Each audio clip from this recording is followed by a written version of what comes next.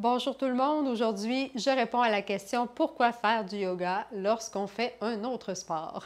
En fait, le yoga va apporter plusieurs bienfaits. On va commencer par les bienfaits physiques. Peu importe le type de yoga que vous allez pratiquer, donc que ce soit centré sur votre sport ou non, c'est ce que je dis par peu importe le type de yoga que vous pratiquez, vous allez voir une différence sur votre mobilité, sur votre bien-être général, donc votre posture, les douleurs au dos souvent vont être moindres, les abdominaux plus solide. Vous allez voir que vous allez être plus fort aussi en équilibre. Donc, vous allez être très solide sur une jambe, par exemple, pour l'équilibre. Et vous allez travailler un peu l'équilibre musculaire selon votre sport.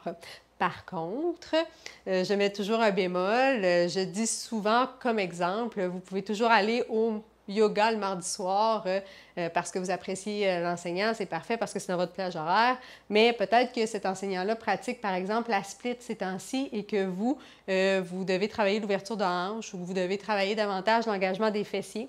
Donc, c'est pas qu'un ne vient pas avec l'autre, mais c'est que le yoga peut vous apporter davantage de bienfaits rapidement si c'est ciblé sur vos besoins spécifiques en lien avec votre sport. Donc, c'est toujours à prendre un bémol. J'entends qu'il y a un bien-être global qui s'installe lorsqu'on fait du yoga, mais lorsqu'on fait du yoga qui est davantage centré sur notre sport, on peut voir rapidement des bienfaits reliés à notre sport, donc au mouvement qu'on a à faire, à la mobilité, à la force, à la puissance et tout.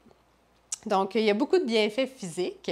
Il y a également des bienfaits psychologiques et émotionnels. Donc, lorsqu'on travaille en yoga, on veut travailler, je dis bien en yoga, c'est-à-dire d'être dans l'instant présent le plus possible. Donc, on s'entend que lorsqu'on travaille dans l'instant présent, c'est un travail de toutes les secondes, de toutes les minutes. Donc, c'est normal qu'il y ait des pensées parasites qui arrivent, des émotions parasites qui arrivent, mais l'objectif est de se ramener dans l'instant présent, de se ramener dans la conscience de notre corps pour bien placer notre corps, bien aligner notre corps dans les mouvements, dans les postures, et de se ramener aussi dans l'instant présent sur notre respiration, par exemple, sur le fait de détendre nos épaules pour pouvoir se distancer des pensées parasites et des émotions parasites. Donc, lorsqu'on travaille ça sur le tapis, inévitablement, ça a un effet dans les autres sphères de notre vie, que ce soit dans notre travail, que ce soit dans notre sport.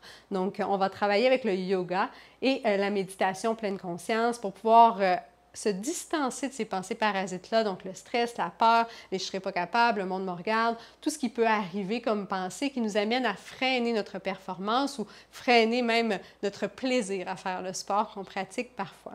Donc, ça va apporter ces bienfaits-là et si on se distancie de nos pensées, bien, inévitablement, on voit la vague d'émotions moins nous envahir, on va surfer un peu plus la vague. Donc, ça apporte globalement un paquet de bienfaits. Et ce qui est plaisant, c'est que lorsqu'on est sur le tapis, en fait, c'est notre bulle, c'est notre moment d'arrêt. Sauf que rapidement, très rapidement, en fait, on voit que ça se répercute aussi dans les autres sphères de notre vie et qu'on commence à faire des liens très rapidement entre ce qu'on vit sur le tapis et ce qu'on vit à l'extérieur du tapis. Donc, si vous avez des questions, des commentaires, n'hésitez pas à m'écrire sous la vidéo. Ciao!